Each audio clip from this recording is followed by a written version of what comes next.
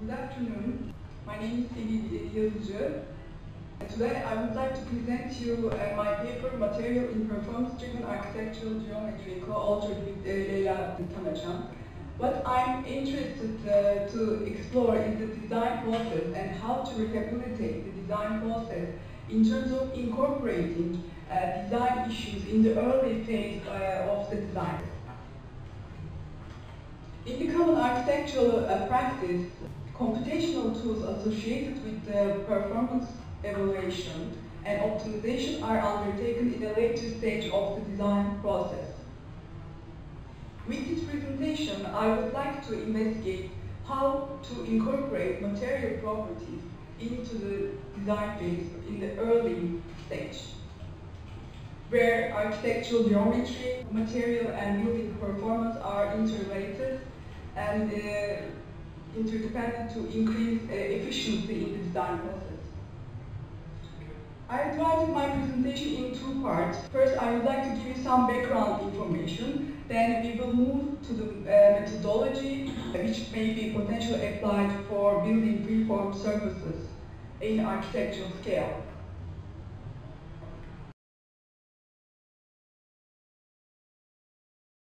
The configuration of built forms by Lionel March and Philip Stedman are early attempts to represent architecture using a numerical representation of form. Both of them used binary encoding that corresponds to a matrix of cuboids. More complex geometries were also investigated later on. Parametric representation of ruled surfaces that uses a minimal set of variables to represent a variety of surfaces. The parametric representation provides significant information in the matrix of values, as you see in the examples of Palace of Assembly and Los Manantiales. Computer-aided design techniques enabled architectural designer to expand his or her formal repertoire for the built environment and generate non-Euclidean geometries such as freeform surfaces. Following the emergence of freeform surfaces in architecture, architectural geometry is a new field of research focusing on describing the geometry analytically and rationalization of freeform surfaces.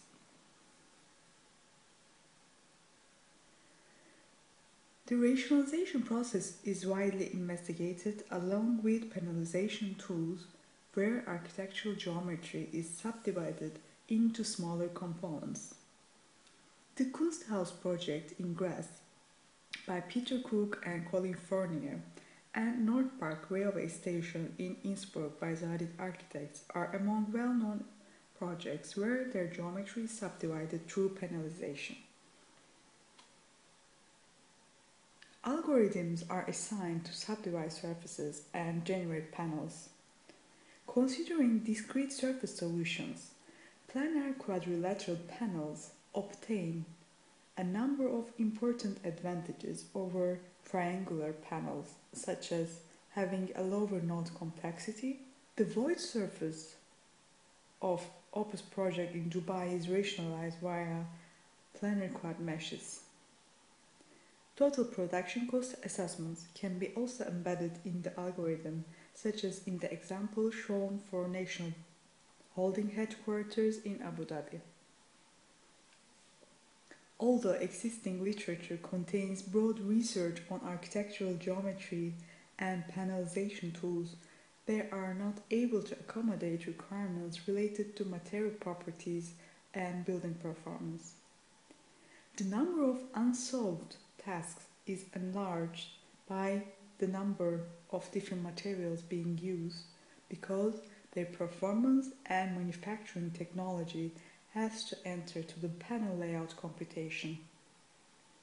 The question of how material can be integrated into a system where architectural geometry, material, and building performance are interdependent to increase efficiency remain unresolved.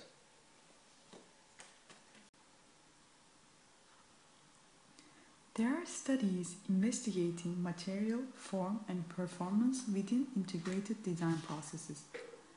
The first example is from design scale, where the method is used in design of a chaise lounge. Voronoi finite element method introduces the act of generation through tessellation informed by material behavior. Let's move to the architectural scale, the building scale. Evolutionary structural optimization (ESO) is developed for conceptual forms of complex structures in Gaudi's work.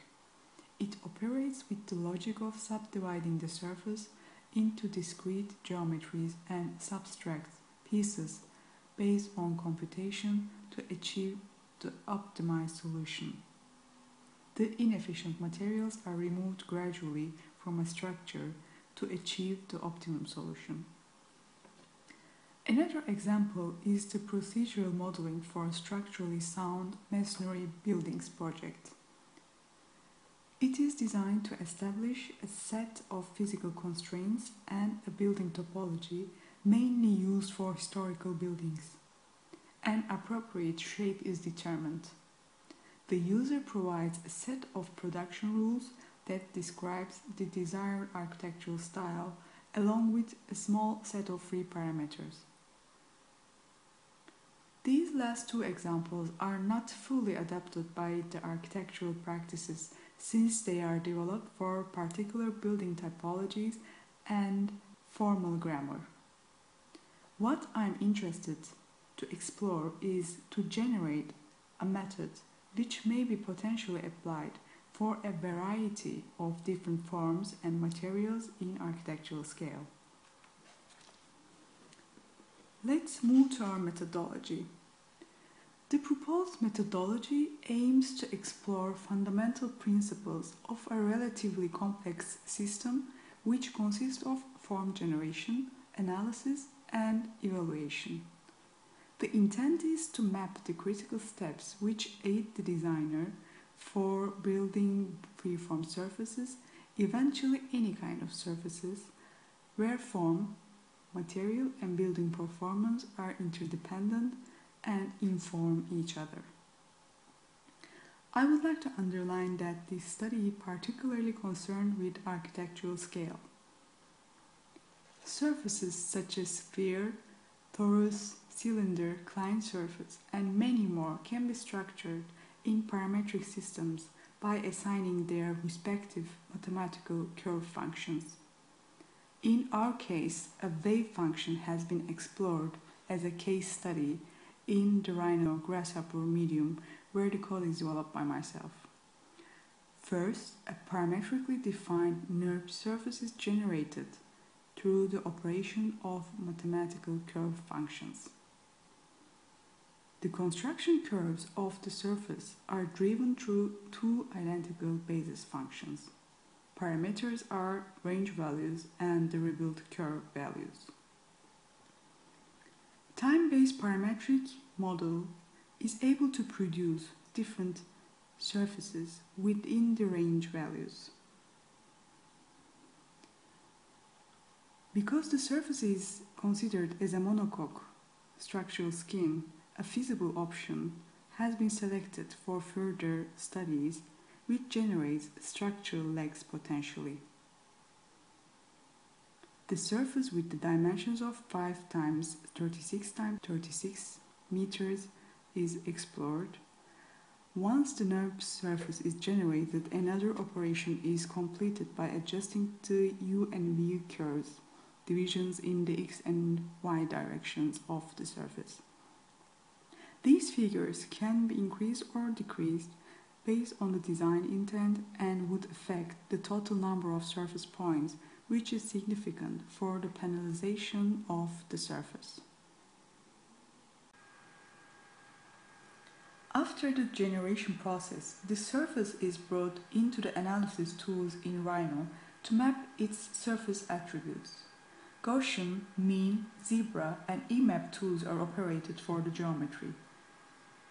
Through a series of analyses, it is possible to distinguish flat, single or double curved areas on the surface and surface folds if any exist. If any fault is determined, then there is a necessity to reconstruct the surface by tuning the surface parameters. This operation is crucial to assessing buildability of a surface. Once the surface is defined mathematically and analyzed in terms of its surface curvature, it needs to be subdivided into smaller components in order to be manufactured in architectural scale. Since quadrilateral panels have advantages as previously discussed, the wave surface is subdivided via quadrilateral panels with the assigned algorithm. The plugin developed by paneling tools for Rhino. It determines the panel sizes by evaluating the points on U and V curves associated with the surface topography. By adjusting them, panel sizes can be altered. In the model, the number of points on the U and V curves is 40 by 40. Following the assignment of panels, the planarity analysis is undertaken, developed by Evolute plugin, in order to map problem areas and achieve planar quadrilateral panels which are feasible for manufacturing. In the next stage, material is incorporated into the overall system. The model is investigated further through the finite element method analysis medium, Scan and Solve plugin for Rhino. The material library of the medium currently consists of isotropic materials which have the same mechanical properties in all directions, such as concrete, glass, marble, steel, aluminum, and various other metals, etc. 3 materials, including steel, concrete, and aluminum, are tested in the case study in order to demonstrate their differences in results in the same boundary conditions. Boundary conditions are imposed where restraints and loads are defined. The surface is restrained on one side, including x, y, z directions. A vector force with a magnitude of 2000 Newton is applied to the opposite side of the restrained edge. The conditions are designated simple for the case study, considering the actual buildings would require comprehensive boundary conditions. Let's move to our last step. By running the finite element method simulation, differences in results can be compared and evaluated by the use of 3 different materials. Displacement and danger level summaries for different materials are shown in the table.